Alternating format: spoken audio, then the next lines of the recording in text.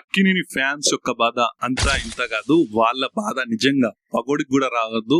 ఆ రేంజ్ లో అక్కినేని ఫ్యాన్స్ యొక్క బాధ నిజం చెప్పాలంటే బయట చెప్పుకోలేరు. లోపల ఎంత ఎంకరేజ్మెంట్ చేసినా, వాళ్ళ యొక్క లాయల్ ఫ్యానిజం ఎంత కష్టపడ్డా, ఎంత ప్రోత్సహించినా కూడా వాళ్ళకు ఆ సంతోషం, ఆ రేంజ్ మీల్స్ అయితే దొరకట్లేదు. నిజం చెప్పాలంటే తెలుగు ఫిల్మ్ ఇండస్ట్రీ అనగానే ఒకటి ఏఎన్ఆర్ అయితే ఇంకొకటి అక్కినేని నాగేశ్వరరావు గారు.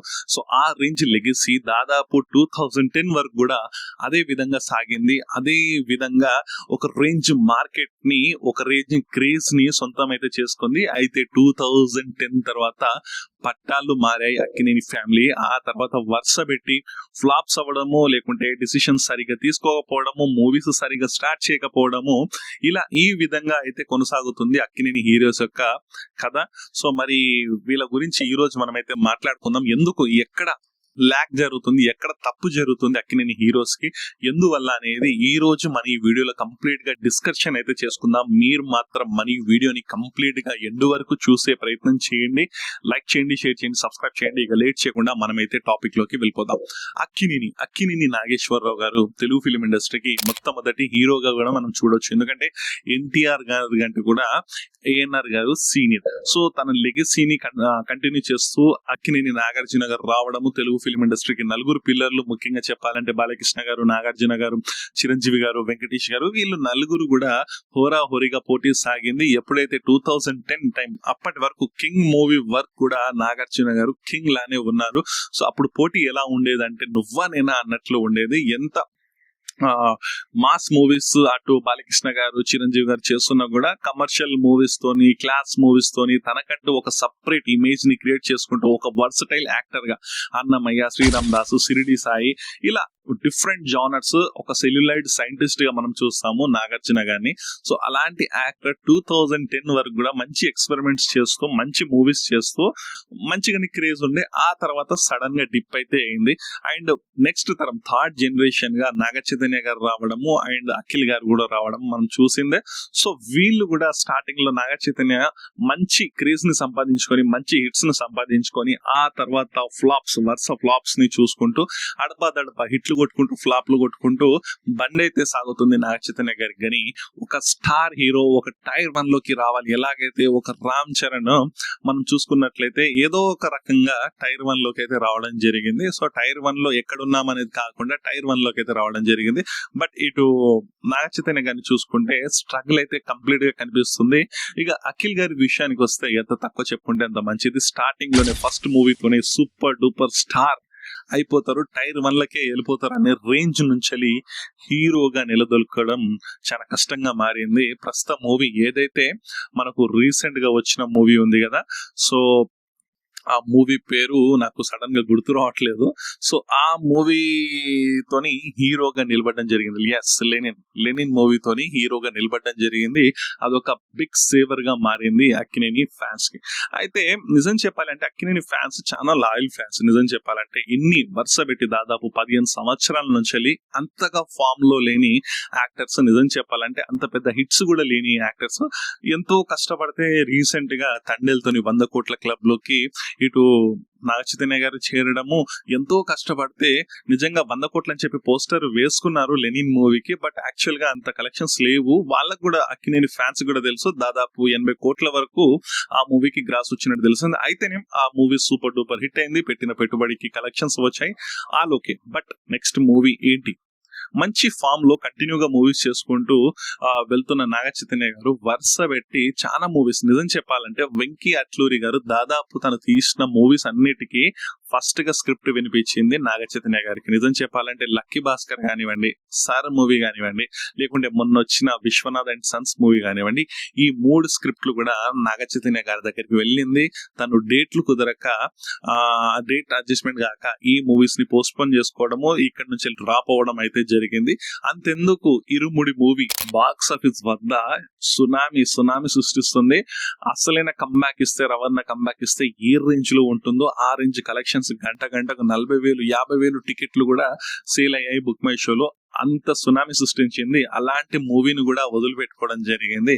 మరి ఆ వదిలిపెట్టుకొని మరి కంటిన్యూగా మూవీస్ చేస్తున్నారా అంటే అది ఎప్పుడెప్పుడో వృషకర్మ అని చెప్పి తండేల తర్వాత స్టార్ట్ చేయడం జరిగింది. అది ఇప్పుడు రిలీజ్ అంటారు. దాన్ని కూడా చాలా స్లోగా తీసుకెళ్తాను. మరి తన పోర్షన్ ఏదైనా ఉంటే కంప్లీట్ చేసుకొని ఇంత మంచి స్క్రిప్ట్స్ లక్కీ భాస్కర్ నిజంగా పడుంటే డైరెక్ట్ గా స్టార్ రేస్ లోకి వెళ్ళిపోయేటోడు. లక్కీ భాస్కర్ అటు సర్ మూవీ అనేది వదిలేసిన అది బాగుంటుంది, ధనుష్ గారికి బాగా అప్ట్ అయింది. సరే అది వదిలేసిన Lucky Bhaskar Vishwanath and Sons అది కూడా చాలా బాగుంటుంది. ఇప్పుడు సూర్య గారిని చూసిన తర్వాత ఇప్పుడు వేరే వాళ్ళని చూడడం అయితే చాలా కష్టంగా మారిపోయింది. ఇరుముడి నిజంగా మనకు ఫస్ట్ స్టోరీ వినిపించింది నాగ చైతన్య గారికి. ఆల్మోస్ట్ మైత్రి మూవీ మేకర్స్ ఆ ప్రాజెక్ట్ అయిపోయిందని అనుకున్నాము. బట్ అది మళ్ళీ హోల్డ్ లోకి వెళ్ళిపోయింది, డేట్స్ కుదరలేదు. మంచి ప్రాజెక్ట్స్ అన్ని వదులుకొని ఏవేవో చేస్తున్నారు అన్నట్లు నాకైతే అనిపిస్తుంది. సరే ఇది ఒక మంచి అటెంప్టే వృషకర్మ, అది వర్కౌట్ అయితే బాగానే ఉంటుంది. బట్ ఇలాంటి ఇంత మంచి స్క్రిప్ట్స్ ఎందుకు వదులుకున్నారో ఏంటో. ఇంకొక డైలాగ్ చెప్తారు అక్కినేని హీరోస్, నిజంగా మా నాన్న కావాలంటే ఎలాంటి డైరెక్టర్ ఎంత పెద్ద స్టార్ డైరెక్టర్ తో కూడా అరేంజ్ చేసి మూవీస్ చేస్తారు, కానీ మాకు అది వద్దు, మాకు స్వయంగా రావాలని చెప్పి.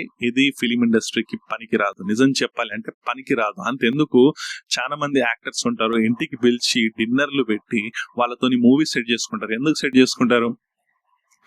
వాళ్ళ బిజినెస్ అది. మీ బిజినెస్ ఏంటిది? హీరో. మీరు ఏం చేయాలి? మార్కెట్ లోకి మూవీస్ దించాలి. మీకు ఇంకొక యాక్టర్ ని బీట్ చేసేలా మీ మూవీస్ ఉండాలంటే మీరు ఏమైనా చేయాలి. మీ బిజినెస్ అది. మీరు అట్లా చేయరు. మరి ఆ డైరెక్టర్లు మీ దగ్గర రారా? నిజంగా మరి మీరు వాళ్ళ దగ్గరికి వెళ్ళారా? నాకైతే అర్థం కాదు. కానీ పాపం అక్కినేని ఫ్యాన్స్ అయితే నిజంగా ఒక పెద్ద డైరెక్టర్ చేతులు పడాలని చెప్పి అక్కినేని ఫ్యాన్స్ యొక్క బాధ అంతా ఇంత కాదు, నిజంగా చాలా ఒక రేంజ్ లో ఉంటుంది. ఇక అఖిల్ వచ్చిండు, సరే మూవీస్ 2 years కి 3 years కి ఒక్కొక్కటి తీస్తాడు, ఫ్లాప్స్ అవుతున్నాయి మధ్యలో. అది మోస్ట్ ఎలిజిబుల్ బ్యాచులర్ ఒక మంచి మూవీ, అది కమర్షియల్ గా వర్కౌట్ అయింది. మొన్న లెనిన్ వర్కౌట్ అయింది. మళ్ళీ నెక్స్ట్ ప్రాజెక్ట్ ఉండదు, సపోర్ట్ చేయరు. ఒక మంచి డైరెక్టర్ ఒక మంచి కాంబినేషన్ సెట్ చేసుకోరు, అదేంటో అర్థం కాదు. అఖిల్ ఇప్పటివరకు మళ్ళీ కొత్త ప్రాజెక్ట్ గురించి లేదు, డిస్కషన్స్ అది ఇది అని చెప్పుకుంటూ నడుస్తుంది. అరే ఫ్లాపో హిట్టో త్వరగా మూవీస్ తీస్తే పబ్లిక్ కి కనబడతారు. సో 4 దగ్గర చూసినప్పుడు ఏదో ఒక చోట నచ్చుతారు. మీరు ఏదో బాహుబలి తీస్తలేరు, ఒక విజువల్ వండర్స్ తీస్తలేరు, కంటిన్యూగా మూవీస్ తీయండి. ఎందుకు మరి నాకు అర్థం కాదు. ఇక నాగార్జున గారి గురించి ఎంత చెప్పినా తక్కువ. ఎందుకంటే తన తోటి స్టార్స్ ముఖ్యంగా బాలకృష్ణ గారు, ఎందుకంటే బాలకృష్ణ గారు కూడా ఫేస్ చేసిండ్రు, ఒక ఫ్లాప్ ని ఫేస్ చేసిండ్రు. ఆ ఫేస్ చేసిన తర్వాత హిట్స్ పడ్డాయి, అది చేంజ్ చేసుకోలేదు. నేను మల్టీ స్టారర్ చేయను, సరే మీ వయసుకు తగ్గట్టు మీరు పాత్రలు చేయండి, నేను మల్టీ స్టారర్ చేయను అని చెప్పి కూర్చున్నారు బాలకృష్ణ గారు. తన ఫ్యాన్స్ కి నేను హీరో అంటే హీరోగానే చూడాలని చెప్పి ఫిక్స్ అయ్యిండు. అటు చిరంజీవి గారు కూడా సరే కమర్షియల్ చేస్తారో ఏది చేస్తారో కానీ తనకంటూ ఒక క్రేజ్ ఉంచుకున్నారు, మంచి డైరెక్టర్స్ తోనే తీయడం జరుగుతుంది. వెంకటేష్ గారు అసలు మార్కెటే లేకుండే ఒక 10 సంవత్సరాల వరకు, మొన్న సైందవ్ వరకు కూడా మార్కెట్ లేకుండే. అదేది మొన్న సంక్రాంతికి వస్తున్నాం సినిమా తీసిన అక్కడి నుంచి ఫేట్ చేంజ్ అయింది. ఇప్పుడు మంచి ప్రజెంట్ మూవీస్ తీస్తున్నారు. మరి మీరెందుకు తీయరు? ఆ దిక్కుమాలిన కూలీ మూవీ తీసి అందులో ఏదో, నిజం చెప్తున్నా అక్కినేని ఫ్యాన్స్ ఆ మూవీ చూసి ఎంత ఏడ్చుకున్నారు నిజం చెప్పాలంటే. ఒక స్టైలిష్ బట్టలు వేసింది తప్ప విలన్ కొన్న ఇంపార్టెన్స్ ఉందా? రజనీకాంత్ చేతుల కుక్క దెబ్బలు అలాంటి దెబ్బలు తిని నిజంగా నేను చూసి అరే ఎందుకు రవ్వ ఈ సినిమా అని చెప్పి అనుకున్నా. నేనైతే ఎందుకు తీసేయాలి అన్నట్టు అనిపించింది. ఆ రేంజ్ లో మూవీస్ తీయడం. అసలు కుబేరా మంచి స్క్రిప్ట్, కుబేరాలో మీరు మల్టీ స్టారర్ చేసిన స్టోరీకి ఇంపార్టెన్స్ ఉంది, క్యారెక్టర్ కి ఇంపార్టెన్స్ ఉంది. అలాంటి పాత్రలు చేయండి చేస్తే. అరే అసలు మీకు ఎందుకు భయం అవుతుంది నాకు అర్థం కాదు. వీళ్ళకి భయం ఎందుకు? వీళ్ళు మూవీస్ తీయడానికి భయం ఎందుకు? మరి మంచి మూవీ తీయండి, పెద్ద మూవీస్ తీయండి. ఆ కింగ్ 100 అని చెప్పి ఆ మూవీ అనౌన్స్ చేసిండ్రు, అది ఇప్పటి వరకు దిక్కాన లేదు. ఇప్పుడు బర్త్డే వస్తుంది, దానికైనా మరి ఏదైనా పోస్టరా మరి ఇంకేదైనా చేస్తారా వేచి చూడాలి. కానీ నిజంగా దాని గురించి ఒక పబ్లిసిటీ చేసుకోరు, ఏం చేసుకోరు, అదేందో అర్థం కాదు. పబ్లిసిటీ చేసుకోవాలి, మిమ్మల్ని మీరు పబ్లిసిటీ చేసుకొని మీ బిజినెస్ అది కాబట్టి మీరు మంచి డైరెక్టర్లతో తీస్తేనే మీరు ఉంటారు. లేకుంటే ఒక మంచి ఫ్యామిలీ ఎలా అయితే కనుమరుగు అయిపోయిందో మీరు అలా కనుమరుగు అయిపోవడం ఖాయం. నిజం చెప్తున్నా, ఇది నిజంగా అక్కినేని ఫ్యాన్స్ చాలా బాధపడుతున్నారు. నాకు తెలిసిన చాలా మంది ఫ్యాన్స్ ఉన్నారు.